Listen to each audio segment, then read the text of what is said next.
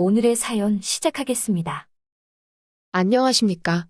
저는 30대 초반 남자입니다. 제가 군대 다녀와서 대학을 졸업하고 난 뒤에 한동안 직장을 구하지 못하고 한참 방황하던 때가 있었습니다. 그때 개인적으로 신세를 진 형님이 한 분 계셨습니다. 그 형님은 아주 우연찮게 알게 된 형님이기는 했는데 대학교 졸업하고 근처에서 자취하던 친구들은 취직이다 고향으로 돌아간다 유학이다 뭐다 해서 다 동네를 떠났는데 그 형님은 동네에서 터를 잡고 있던 형님이었기 때문에 그 이후로는 친구들보다 훨씬 자주 만나면서 시간을 보내게 되었습니다. 조금 오지랖 넓은 성격이 장점이기도 했고 단점이기도 했던 형님이었어요. 형님도 형편이 넉넉한 게 아니라서 저를 경제적으로 도와준 건 아니었지만 당시 직장이 없어 고생하던 저한테 반찬도 이것저것 해다 주시고 하루는 쌀이 없다니까 집에 가서는 남는 쌀 반포대를 직접 들고 와서 주고 갔어요.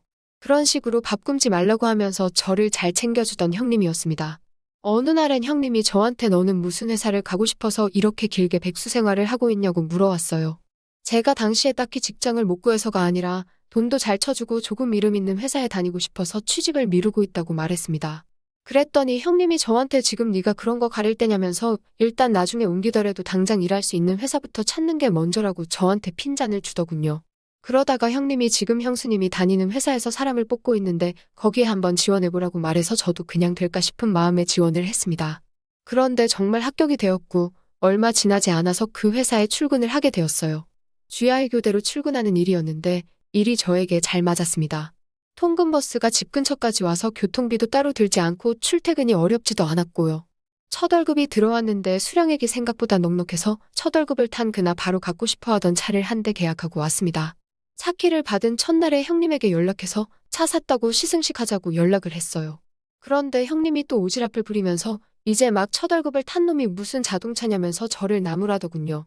지금이야 그 심정이 이해가 가고 저도 동생이 있었다면 똑같이 행동했겠지만 그때는 남이사 무슨 상관이냐며 뭘 그렇게 오지랖을 부리냐 싶어 참을 수가 없더라고요. 칭찬을 받으려고 한 행동은 아니지만 괜히 욕까지 먹은 것 같으니 욱하는 마음에 형님에게 내가 내 돈 벌어서 쓴 건데 뭐가 문제냐고 형님이 차 사는데 보태준 게 있는 것도 아니고 돈을 빌려서 산 것도 아닌데 너무 이래라 저래라 하는 거 아니냐고 한마디 했습니다. 형님은 그런 저의 행동에 크게 실망한 듯 그러냐고 말하며 더 이상 말을 잇지 않으셨고 한참 성질을 내고 있는 제 앞에서 한숨을 크게 내쉬더니 네 앞가림은 네가 알아서 하는 거지 하면서 그동안 괜히 미안했다며 차에는 타보지 않고 그냥 집 안으로 들어가 버렸어요. 그 뒤로는 자연스럽게 형님하고 관계가 소원해졌습니다. 지금 생각해도 제가 잘못한 걸 알았지만 그때도 저는 잘못한 거라는 불편한 마음을 가지고 있었습니다. 항상 저를 그렇게 챙겨주던 형님이었으니 다른 것도 아니고 저를 진심으로 걱정해서 그런 말을 꺼낸 것일 텐데 그 마음도 그 당시에 알고 있었고 이해하고 있었지만 그 알량한 자존심 때문에 선뜻 제가 먼저 나서서 형님과의 관계를 회복하거나 할 수 없었습니다.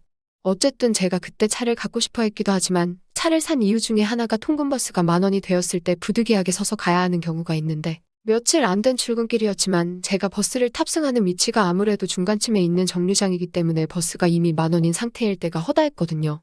10,000원 버스에서 힘들게 서서 가는 형수님을 보고 나서 제가 차를 사야겠다는 결심을 굳히기도 했거든요.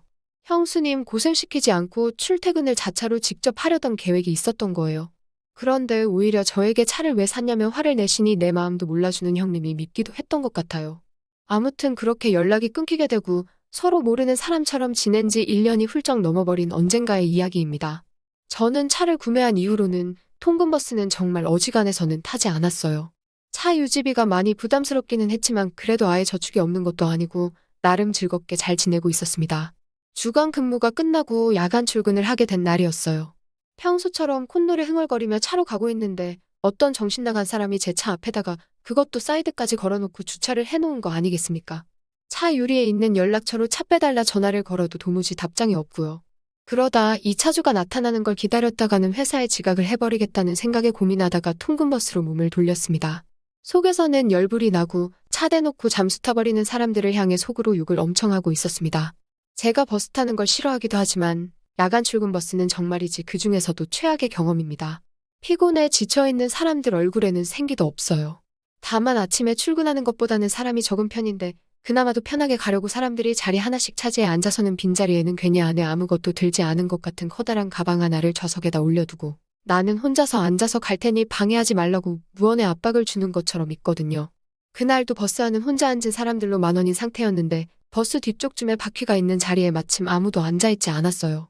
그래도 혼자 탈 수 있어서 다행이라고 생각했습니다. 이윽고 버스는 출발했고 다음 정류장에서 다른 출근자를 태우려고 차가 멈춰서더라고요. 다행히 버스는 이미 좌석은 다 차 있는 상황이었고 다음 정류장 출근자들은 앞에서부터 혼자 앉아서 편하게 가려던 녀석들 옆자리부터 먼저 채워져 나가겠다는 생각에 쌤통이라는 생각이 들었습니다. 저는 똑같이 방해받지 않으려고 가방을 창가 쪽 자리에 던져두고 복도 쪽 자리에서 고개를 숙이고 자는 척을 하고 있었고요. 고개를 숙이고 있어서 상황을 보지는 못했지만 차를 타는 사람들이 그렇게 많지 않았던 것 같은데 누군가가 제가 있는 거의 맨 뒷자리까지 와서는 제 어깨를 톡톡 건드리더군요. 깊은 잠에 들은 척을 하고 유지부동 자리를 양보해주지 않으려고 했어요. 왜냐하면 바퀴가 있는 쪽 창가 자리는 그 높이 때문에 오히려 다리가 더 불편한 자리였거든요. 그런데도 그 사람은 포기하지 않고 제 어깨를 계속 건드리더라고요. 숙이고 있는 고개로 눈을 흘긋떠서 누가 자꾸 내 옆에 앉으려 하는 건가 보니 치마를 입고 있는 여자의 다리가 보였습니다. 발등이 새하얀 게 왠지 모르게 얼굴도 이쁠 것 같아서 차라리 땀내나는 남직원들보다 여자가 옆에 가는 게 더 낫겠지라는 생각에 잠에서 급하게 깬 척을 하고 자리를 양보해줬습니다. 그런데 옆에 탄 그 여직원은 다른 사람이 아니라 바로 형수님이었어요. 난감한 표정을 하고 있길래 보니 별로 많은 사람이 타지 않았을 거라고 생각했는데 버스 안은 이미 만원인 상태가 되어버렸더군요. 이러나 저러나 빈자리는 제 옆자리밖에 없었기 때문에 불편하지만 형수님을 옆에 앉혔습니다. 형수님이라서 불편했을 뿐이지 형수님은 정말 예뻤어요. 남직원들이 재미로 하는 여직원 인기투표에서도 거의 항상 이름이 거론될 정도로 미인이었습니다. 눈이 좀 찢어지고 작은 편인데 그걸 눈화장을 화려하게 해서 커버를 하고 다니고 그 외의 모든 외적인 단점을 커버할 수 있을 정도로 몸매가 훌륭하다는 게 주변 남직원들의 평가였습니다. 야간에 출근하는데도 화려하게 한 화장이 눈에 띄었습니다.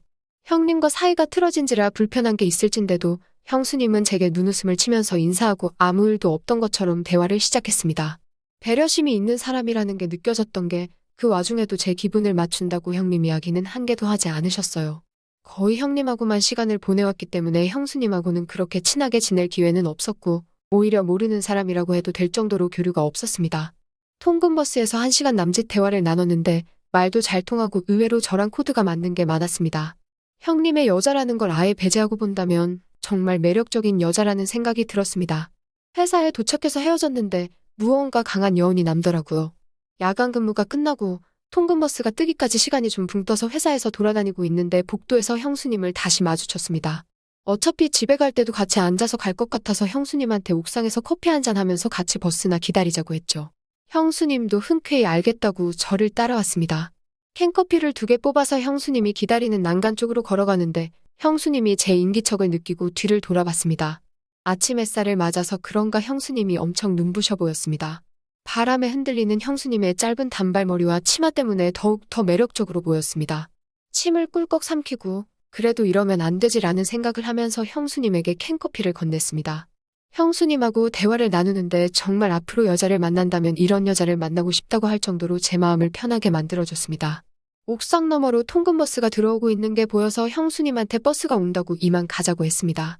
형수님이 저에게 캔커피를 사주셨으니 자기가 버리겠다고 하면서 제 손에 쥐고 있던 빈 캔을 가져가는데 어쩌다 보니 손이 맞닿았어요. 그 순간에 진짜 제 몸에 무슨 번개처럼 전율이 오고 곧바로 형수님을 쳐다봤는데 형수님도 제 손 위에 손을 올리고 있는 상태로 무언가 갈망하는 듯 저를 쳐다보고 있더라고요. 어느샌가 누가 먼저라고 할 것 없이 형수님과 저희 입술이 하나가 되었습니다. 한참을 그러다 정신이 들어서 버스 타러 가야지 하고 어색하게 버스로 뛰어갔습니다. 형수님과 버스 안에서 나란히 앉아 퇴근을 했습니다. 아까의 여운이 남았는지 형수님이 옆에 앉은 제 손을 잡아오더라고요. 주변에 누가 볼까봐 제 가방을 무릎 위에 올려두고 남들이 보지 못하도록 만들어놨습니다. 그날로부터 형수님하고는 형님에게 말하지 못할 관계가 되었습니다. 형님은 아침에만 출근하니 야간 출근을 하는 날이면 저는 형님의 집으로 가서 형수님과 시간을 보냈어요. 3일의 이틀꼴은 항상 형수님과 함께 보내는 시간이었습니다. 제 마음속에 죄책감이 있기는 했지만 형수님이 저를 대하는 자세나 저를 위해 해주는 여러 가지들만 봐도 그런 마음이 사라질 정도로 황홀한 순간들이었습니다. 그렇게 저는 형님이 없는 집에서 혹은 제 차에서 때로는 저희 집도 모자라 회사에서까지 형수님을 만나는 모든 곳이 바로 데이트 장소가 되었습니다. 또 한편 다른 마음으로는 저가 하는 일에 일일이 잔소리를 해가며 저를 그렇게 우습게 보던 형님의 여자를 제가 뺐었다는 그런 우월감까지 느끼고 있었습니다. 그런 제 마음을 고쳐먹는데 그렇게 긴 시간이 걸리지 않았습니다. 그날도 여느 때와 다름없이 야간 근무를 출근하기 전 아침부터 형수님 집에서 둘이 꽁냥꽁냥 시간을 보내고 있었어요. 그날따라 형님과 형수님 사이에 무슨 일이라도 있었는지 평소 때보다 더 많은 걸 요구하는 형수님 때문에 아주 고생이었죠. 출근할 시간이 다가와서 하던 걸 마무리하고 씻고 나와 출근 준비를 하려는데 허리를 삐끗한 건지 몸을 수그릴 때마다 약간씩 통증이 있더라고요. 형수에게 파스 같은 거 있냐고 물었더니 남편 방 서랍에 있을 테니 한번 찾아보라고 말하곤 형수님도 출근 준비를 하러 씻으러 들어갔습니다. 불편한 마음이 있어서 그랬나 형님 방에는 들어가고 싶지 않았는데 허리가 너무 아파서 하는 수 없이 들어갔습니다. 파스를 찾기 위해 서랍을 열었는데 그 안에는 제 이름이 적힌 편지 봉투가 한 장 있더라고요. 보면 안 될 걸 알지만 그 상황에서 편지를 안 열어보고 베길 수 있는 사람이 있을까요? 편지에는 형님이 저에게 써내려간 편지가 있었습니다. 미안하다는 사과의 말과 함께 제가 잘 됐으면 좋겠다는 차마 전하지 못한 내용의 편지였습니다. 눈물이 나거나 그러진 않았어요. 워낙 서툰 내용의 편지라 감동적이지는 않았지만 충분히 형님의 마음이 전해졌습니다. 그날 출근길에 형수님에게 이제 그만하는 게 좋지 않겠냐고 제안을 했습니다. 형님과 예전처럼 돌아가고 싶다고요. 이해심 많은 형수님이지만 그 순간만큼은 저를 이해하지 못하더라고요. 저와 형수님이 그런 시간을 함께 보내고서도 과연 형님과 예전으로 돌아갈 수 있겠냐고 하더라고요. 물론 형수님의 말이 틀린 건 아니지만 더 이상 이 관계를 유지했다간 제 마음도 마음이 아닐 것 같다고 이해해달라고 했습니다. 그때는 남자답고 옳은 선택을 했다고 믿어 의심치 않았지만 결국 마지막까지 형님에게 형수님과의 관계를 들키진 않았지만 형님과 저희 관계는 결국 예전으로 돌아가지 못했습니다.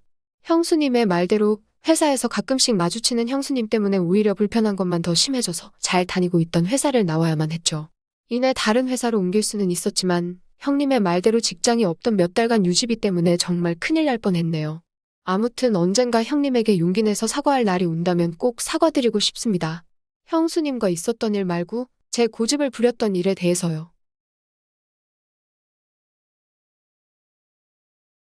또 찾아주셔서 감사합니다.